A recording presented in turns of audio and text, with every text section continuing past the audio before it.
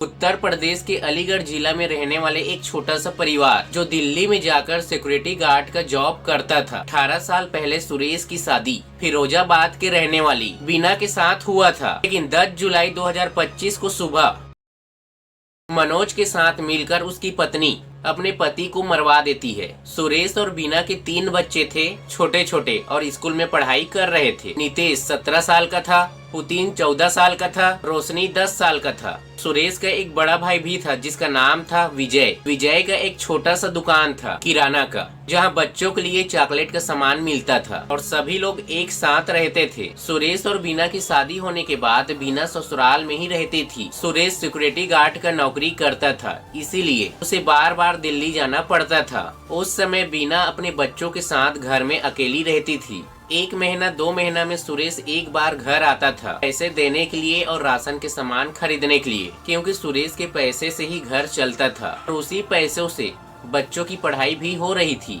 मतलब एक प्रकार से सुरेश के पैसे से पूरा घर चलता था। सुरेश 3 से 4 दिन छुट्टी लेकर घर आता था, उसके बाद ये फिर से काम करने के लिए चला जाता था। वहाँ के रहने वाले लोग एक दूसरे से अच्छे से बात करते थे, एक दूसरे के घर आते जाते थे, अच्छे से बात करते थे। लेकिन बीना 2 से 4 साल के बाद अचानक बदल जाती है।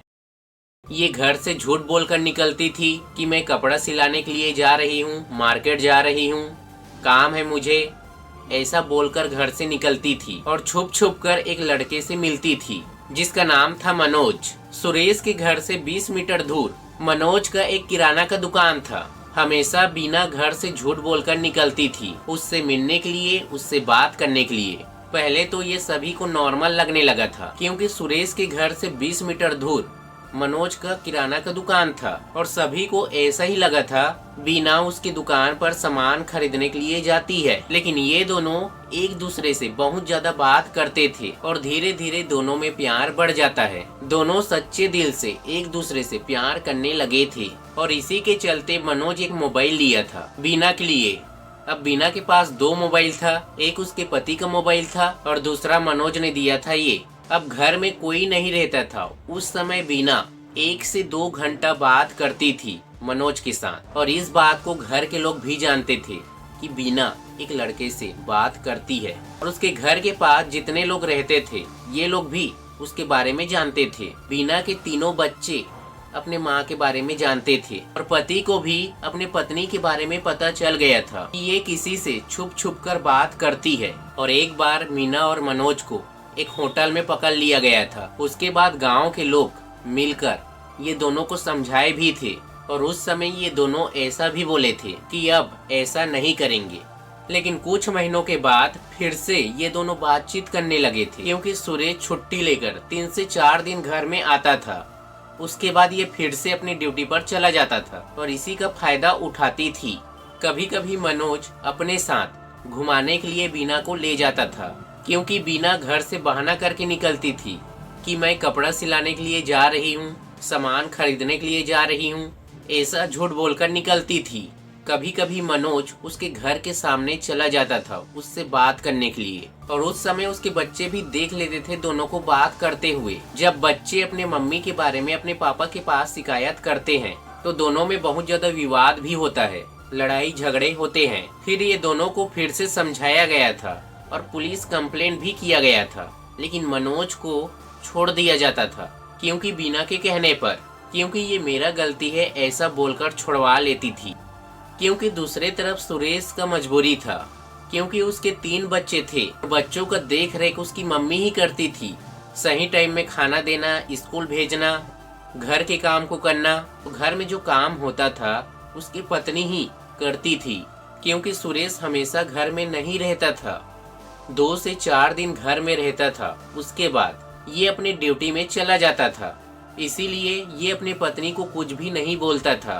घर के लोग सुरेश को ऐसे बोलते थे कि दोनों के नाम से रिपोर्ट लिखवा दे या घर से तू उसे भगा दे। ऐसा कहने पर सुरेश अपने परिवार के ऊपर ही गुस्सा होता था और ऐसा बोलता था, अगर मैं उसे घर से भगा दूंगा तो मेरे तीनों बच्चों को कौन देखेगा, कौन समय पर खाना देगा, कौन स्कूल भेजेगा, ऐसा बोलता था। इसीलिए घर में ये चुपचाप रहता था। अब जो होने वाला था सुरेश के साथ इसके बारे में किसी को भी पता नहीं था, क्योंकि बार बार मीना और मनोज के बीच में सुरेश आता था, अपने पत्नी को मना करता था उससे बात करने के लिए, और कभी कभी सुरेश बीना के फोन को भी छीन लेता था और घर में इसी को लेकर बहुत ज्यादा विवाद होता था। अब ये बात पूरे गांव में फैल चुका था। मीना और मनोज के बारे में सभी लोग जानते थे। समझाने के बाद भी ये दोनों नहीं समझ रहे थे और अपने तीनों बच्चों को बीना दबाकर रखती थी, और मनोज और बीना जो बात करती थी इसे किसी को भी बताने के लिए नहीं बोलती थी। लेकिन अब ये दोनों प्लानिंग बना लिया था कि सुरेश को रास्ते से हटाना है, उसके बाद हम दोनों कहीं चले जाएंगे। अब सुरेश दिल्ली में सिक्योरिटी गार्ड का नौकरी करता था और उस नौकरी का पैसा घर में लाकर देता था अपने पत्नी को, लेकिन ये धीरे धीरे उस पैसे को सेकर रहा था तमचे लेने के लिए, मतलब बंदूक लेने के लिए, क्योंकि उसी बंदूक से सुरेश को मारने वाला था। अब एक दिन बीना बंदूक भी ले लेता है और ये बात मनोज को बताती है कि मैं बंदूक ले लिया हूँ और तुम्हें सुरेश को मारना है। मनोज बोलता है ठीक है, मैं आपके लिए कुछ भी कर सकता हूँ, लेकिन इससे पहले सुरेश को मारने के लिए उसकी पत्नी एक और प्लानिंग बनाई थी उसके गले को दबाकर, लेकिन उस दिन मिशन फेल हो गया। अब सुरेश 2 से 4 दिन पहले जुलाई के महीना में घर आया था और बीना इस बात को मनोज को बताई थी। अब सुरेश जहाँ भी जाता था उसका लोकेशन बीना मनोज के पास भेजती थी। अब सुरेश जहाँ भी जाता था वहाँ बहुत ज्यादा पब्लिक होती थी, इसीलिए मनोज उसे मान नहीं पाता था। 10 जुलाई 2025 के दिन अब होने वाला था। ये खौफनाक से कम नहीं था। बीना अपने पति को घर के बाहर बैठने के लिए भेजती है और फोन करके उसे बताती है मनोज को कि मैं घर के बाहर अपने पति को भेज दिया हूँ और आप वहीं जाकर उसे मार दो।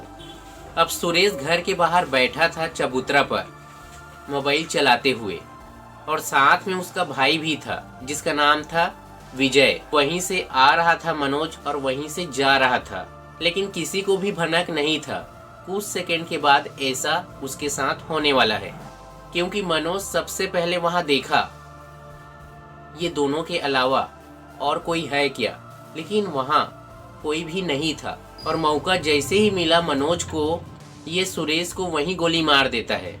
सुरेश का भाई विजय उसे बचाने के लिए बट से मारता है मनोज को, उसका कमर में लगता है और आगे चला जाता है। उसके बाद मनोज उसके भाई के ऊपर एक गोली चलाता है जो उसे न लगकर ये दीवार में जाकर लगता है। उसके बाद उसका भाई ईंटा उठाकर फिर से उसे मारता है और वहां से वो भाग जाता है।